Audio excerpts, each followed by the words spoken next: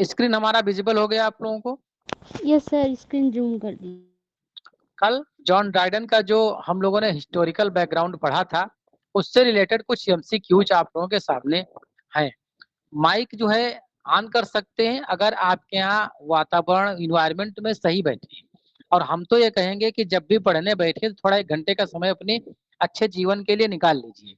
परिवार के अपनी थोड़ा जिम्मेदारियां हैं, सबकी हैं, उनसे थोड़ा विरक्त होके 1 से 1.5 घंटे का एक कमरे में अपने आप को थोड़ा अलग जो है आइसोलेट कर लीजिए, ताकि जो है चीजें आपसे अच्छे से हो पाए। वरना जो है बड़े डिस्टर्ब में कि एक तरफ टीवी भी चल रही है, एक तरफ जो है आप इस समय पॉलिटिकल चुनाव का भी न्यूज देखते जा रहे हैं, या जो है इमरजेंसी भी देखने का मन है कि सेंसर बोर्ड कब जो है इसको अलाउ करेगा। तो ऐसे माहौल में चीजें जो है बन नहीं पाती। अब देखिए question number 1, what style did the new classical period reject in favour of more ordered and rational approach to art and literature? हम न्यू क्लासिकल राइटर हैं John Dryden, new classical writer के हिसाब से हमने न्यू क्लासिकल बैकग्राउंड भी पढ़ा था। और न्यू क्लासिकल के अंतर्गत आता है 3 भागों में न्यू क्लासिकल, उसी का एक पार्ट आता है हमारा रेस्टोरेशन, जिसे हम एज ऑफ ड्राइडन के नाम से जानते हैं। उसी में आते हैं ड्राइडन। तो वो क्वेश्चन न्यू क्लासिकल से है। तो कौन सा ऐसी चीज है जिसको जो है न्यू क्लासिकल राइटर ने रिजेक्ट कर दिया था कि इसको जो है हम यूज नहीं करेंगे?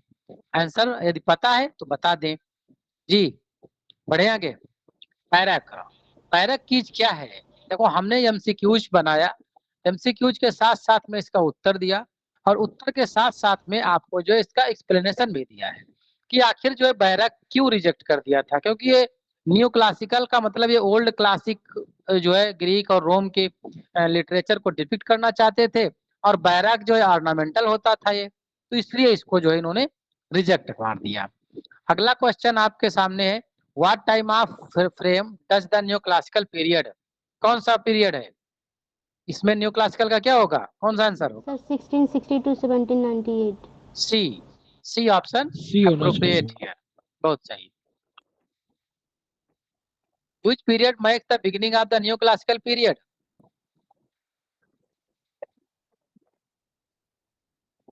Beginning of the new classical period, restoration period.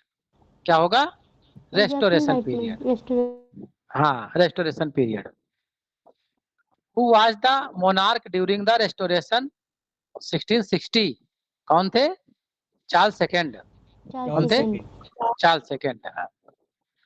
Who succeeded Charles second as a king? Charles second के बाद कौन आए? जेम्स फर्स्ट ना, चार्ल्स सेकंड जो है 60 में आए, रेस्टोरेशन मोनार्क रेस्टोर्ड हुआ। इसके बाद चार्ल्स सेकंड के ब्रदर ही आए, जिन्हें जो है जेम्स सेकंड के नाम से जाना गया, है ना? क्यों, सही है गलत है? Yes sir, yes sir. 1649 के बाद ये ओलिवर क्रॉम्वेल बने, फिर उसके बाद ये बने। ठीक है सर। हाँ। अगला है, what event led to the overthrow of King James second? James second को कौन सा इवेंट भगा दिया? Glorious revolution. कब आती है? 1688। 1688 में आती है। Which monarch ruled jointly after the glorious revolution? क्यों, कौन मोनार्क जॉइंटली? विलियम थर्ड और Mary. William third and Mary, B option. ये जॉइंटली इनका रेन रहा है। Which of the following periods does not belong to the neoclassical era? Restoration period Augustan इसी से आता है, सेंसिबिलिटी इसी में आता है, रोमांटिक पीरियड अलग है। सी ऑप्शन हो जाएगा आपका। Who was known as the ruler of England during the Puritan Commonwealth? कौन था? ओलिवर क्रॉम्वेल। ब्रिटेन के टाइम पर कौन था? Oliver क्रॉम्वेल। Which significant literary work was published during the Restoration period? Paradise last आता है, बिलेटेड एलिजाबेथ, राइटर माने जाते हैं। Who is considered the leading writer of the restoration period? John Dryden. Dryden. Which English diaries is contemporary of John Dryden? हम लोगों ने कल पढ़ा था कौन सा? Samuel Pep's. सैमुअल पेप्स की जो है डायरीज फेमस उस समय थे। What event led the beginning of the Puritans Commonwealth? क्यों प्यूरिटन किसके बाद, किस इवेंट के बाद आता है? Execution of Charles first. Charles first की असैसिनेशन के बाद आता है। अरे भाई ये क्या हो रहा है? A option is correct.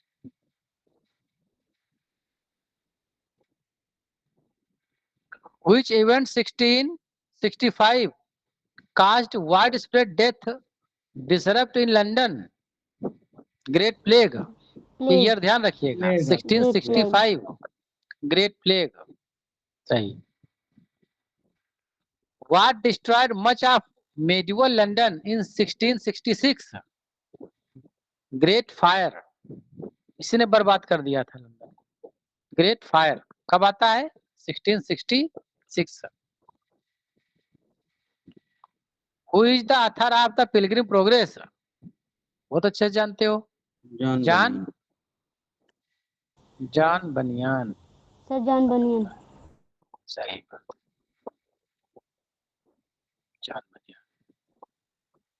What literary period is characterized by a rejection of the ornate baroque style? Barak style को किसने रिजेक्ट किया? New classical. New classical. बहुत सही। अभी ऊपर ही क्वेश्चन में लाए। Which poet is known for his metaphysical poetry and was a contemporary of Dryden? इसी में बता डालो। Andrew Marvell. Andrew Marvell. बहुत सही। B option.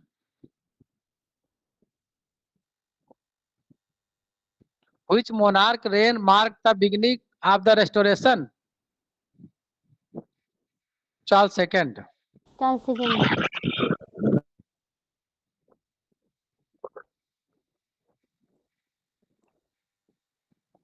Which important scientific figure made groundbreak discoveries in the neoclassical period? खोज किसने को उस समय की करी थी? वैज्ञानिक कौन थे famous? Isaac Newton. Isaac Newton. Isaac Newton. Darwin तो उसमें पहुंचते जाते हैं शायद विक्टोरियन एरा में। क्यों विक्टोरियन एरा में पहुंच जाते? Yes sir. What key enlightenment values was promoted during the neoclassical period? Reason. Reason बहुत ज्यादा उस समय था। Rationality and empirical evidence contrasting real period. Who was the last monarch to rule during the age of Dryden? कौन होंगे? James second rule during the. सही बात है जेम्स सेकंड। हालांकि जिंदा तो काफी दिन तक रहते हैं बाद तक, लेकिन ये लास्ट रूलर जो है यही होते हैं जो इनके बाद जो है जाते हैं। अगला है आपका which of the following was the prominent dramatist of restoration period? William Congreve. William Congreve किस लिए फेमस है? कॉमेडी ऑफ मैनर के लिए। कॉमेडी ऑफ मैनर के लिए। बहुत सही।